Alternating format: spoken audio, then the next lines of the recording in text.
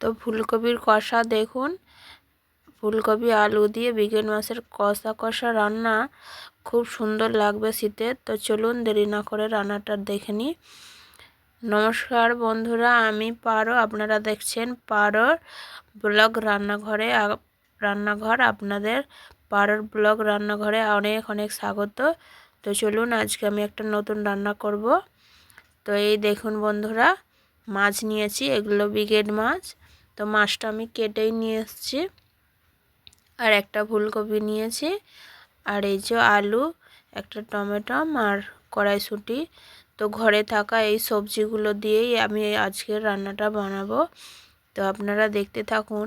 এই ঘরে থাকা এই কটা অল্প সবজি দিয়ে আর কত সুন্দরভাবে একটা রান্না তৈরি হয়ে যায়। তো গ্রামে কিন্তু এরকম অল্প অল্প সবজি থাকলে তা দিয়ে কিন্তু খুব দারুণ স্বাদের রান্না বানানো যায়। তো দেখুন আমি এই যে ফুলকপিগুলো ছোট ছোট করে কেটে নিচ্ছি। বড় বড় করব না, একটু ছোট ছোট করে কেটে নিলাম, খুব বড় রাখলে ভালো লাগবে না। তো দেখুন আমার এই অল্প কটা নিলেই হয়ে যাবে, যেহেতু আমরা কম লোক তাই বেশি নিলে হবে না। তো আমি এই যে দেখুন একটা টমেটো আর অল্প কিছু মটরশুঁটি আর এই যে 3-4টে আলু এই যে বড় বড় পিস পিস করে কেটে নিয়েছি। তো চলুন এগুলো ধুয়ে পরিষ্কার করে নিয়ে আসি। তো দেখুন বন্ধুরা, আমি এখানে উনানে কিন্তু কড়াই বসিয়েছি আর ওর মধ্যে তেল দিয়েছি। এবার প্রথমে মাছগুলো ভেজে নেব, তাই মাছগুলোতে আগে লবণ হলুদ মাখাবো। তো এই রান্নাটাই কিন্তু খুব বেশি মশলা লাগবে না, আর আমাদের যেহেতু গ্রামে এখানে কিন্তু আমরা খুব বেশি মশলা ব্যবহার করি না, অল্প মশলায় খুব সুন্দরভাবে দারুণ রান্না হয় আর খেতেও খুব ভালো। একটা তরকারি দিয়েই আপনারা ভাত চেটেপুটে খাবেন। তো দেখুন বন্ধুরা, আমি মাছে লবণ আর হলুদ মাখিয়ে নেব, হাত দিয়েই মাখিয়ে নেব। আর কড়াইতে আগে থেকে তেল দিয়ে রেখেছি।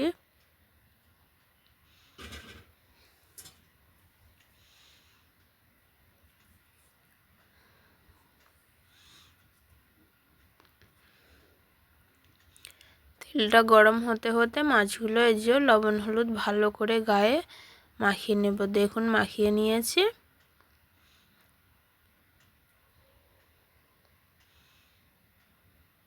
তো গ্রাম বাংলার রান্না মানেই অল্প মশলা, বেশি মশলা লাগে না। তো একবার আপনারা এরকমভাবে বাড়িতে বানিয়ে খাবেন।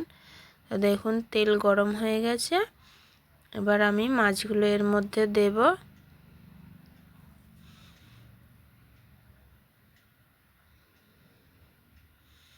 মাছগুলো খুন্তিতে করেই দেব, নাহলে তেল ছিটকাবে। আর এই রান্নাটা কিন্তু আমি সাদা তেলেই বানাচ্ছি, সর্ষের তেলে বানাচ্ছি না, সাদা তেলে বানাচ্ছি। যেহেতু একটু ঝোল বানাবো তাই সাদা তেলেই বানাবো। গ্রামে কিন্তু সাদা তেল সর্ষের তেল দুটো তেলই ব্যবহার হয়।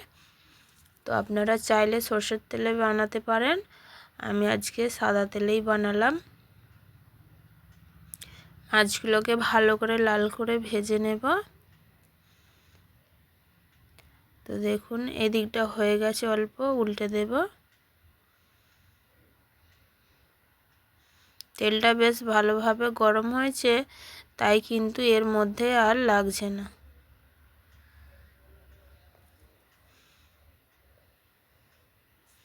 তো দেখুন মাছগুলো আমি লাল লাল করে ভেজে নিয়েছি। আর আমাদের দেখুন 4 জন, তাই 4টে পিসই নিয়েছি। এই 4টে পিস হলেই আমাদের হয়ে যাবে।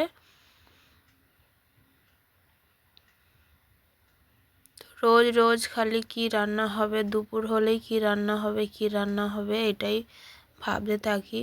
তো আজকে এই 4 পিস মাছ নিয়ে এসেছিলো, তো ভাবলাম এই 4 পিস মাছ দিয়েই ফুলকপি দিয়ে আলুর ঝোল বানাই।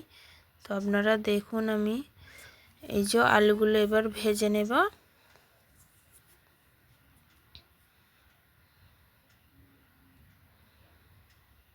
আলুতে আর একটু তেল দেব, দেখুন আমি সাদা তেলই দিলাম। তেল দেব, তো মাছের তেলেই আনাজগুলো বা সবজিগুলো একটু ভেজে নিলে এতে কিন্তু মাছের যে স্বাদটা বা গন্ধটা রয়েছে সেটা কিন্তু বেশি এতে লেগে যাবে। তো অল্প লবণ আর হলুদ দিলাম।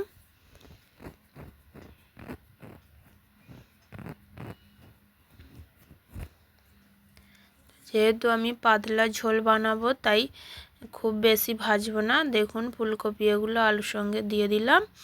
এবার ফুলকপি আলু খানিকটা ভেজে নেব।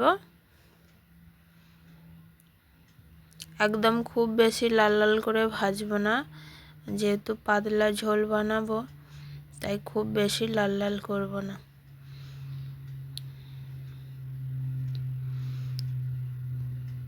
তো ভালো করে আমি এগুলো অনেকক্ষণ থেকে ভেজে নেব। দেখুন লবণ আর হলুদ দেওয়া ছিল, সেই জন্যে কিন্তু এই যে অল্প একটু জল বেরিয়েছে। আর কপি আলু দেখুন ভেপে গেছে, কপিগুলো কিন্তু নরম হয়ে এসছে। ঢেলে নিলাম। এবার ওই কড়াইয়ের মধ্যেই মশলাটা কষে নেব। মশলায় বেশি কিছু দেব না, অল্প মশলাই দেব, আপনাদেরকে তো বললাম।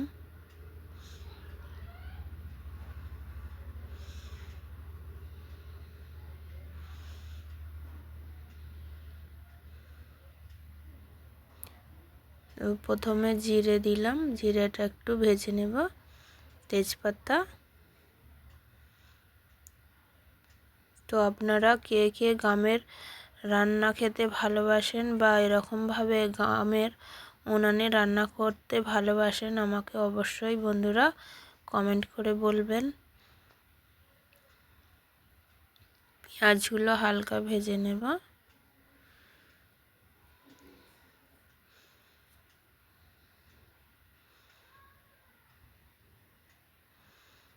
আদা রসুন বাটা একসঙ্গেই বেটে নিয়েছি। এটা কিন্তু আমি শিলেই বেটেছি। মিক্সার আমাদের গ্রামে মিক্সার ব্যবহার হয় না, খুব কম হয়। শিল নোড়াতেই বেশি মশলা বাটা হয়, তো আমি শিল নোড়াতেই বেটেছি।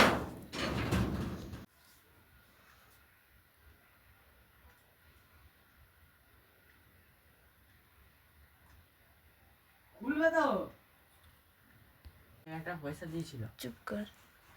তো এবার টমেটো কুচিগুলো দিয়ে দেব। একটা টমেটো নিয়েছি।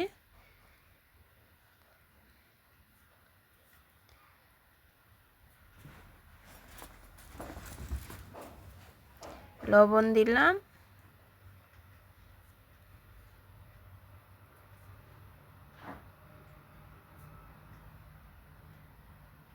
এবার দেব লঙ্কা গুঁড়ো,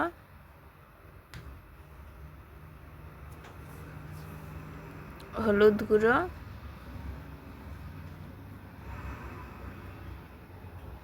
আর দেব অল্প জল। মশলাটা যাতে না পুড়ে যায় সেই জন্য অল্প জল দিলাম।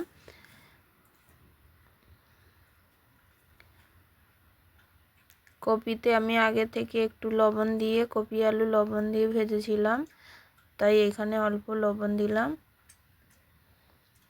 আরও যদি পরে লবণ লাগে তো পরে দেব, এখন আর দেব না। তো মশলাটা আর একটু কষিয়ে নেব। দেখুন মশলা থেকে তেল ছেড়ে দিয়েছে আর টমেটোগুলো নরম হয়ে আসছে। এবার এর মধ্যে আমি মটরশুঁটি, দেখুন ছাড়ানো কিছু মটরশুঁটি ছিল, দিয়ে দেব। আপনাদের বাড়িতে থাকলে দিতে পারেন, আবার নাও দিতে পারেন।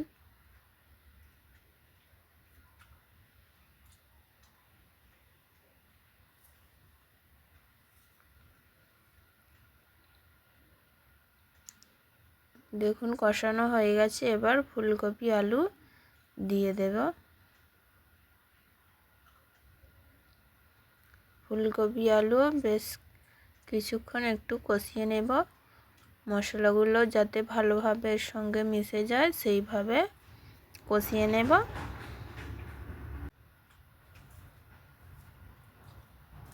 তো দেখুন বেশ কিছুক্ষণ এই যে কষিয়েছি। একটুও জল ভাব নেই, শুকিয়ে গেছে।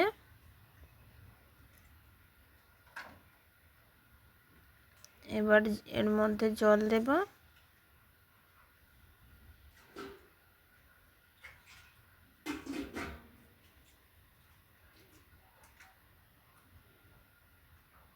তো দেখুন জল দিলাম।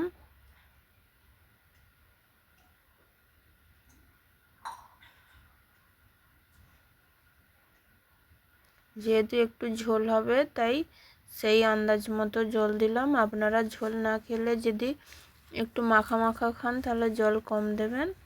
আমি একটু ঝোল ঝোল বানাবো বলে তাই একটু জল বেশি দিলাম। এবার ভালো করে এটা ফুটিয়ে নেব, কপি আলু যেন সিদ্ধ হয়ে যায়।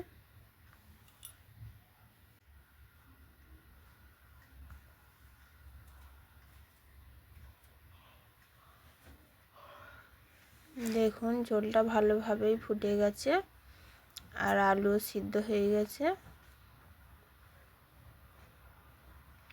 এবার মাছগুলো দিয়ে দেব।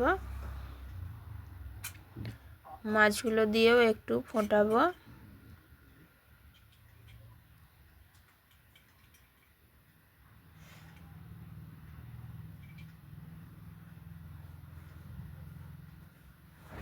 দেখুন মাছগুলো দিয়েও আমি বেশ কিছুক্ষণ ফুটিয়েছি, মিনিট 5 মতো ফুটিয়েছি।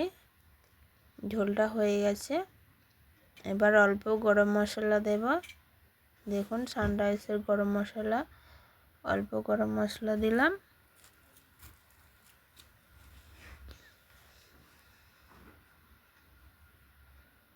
গরম মশলাটাও ঝোলের সঙ্গে মিশিয়ে দিচ্ছি।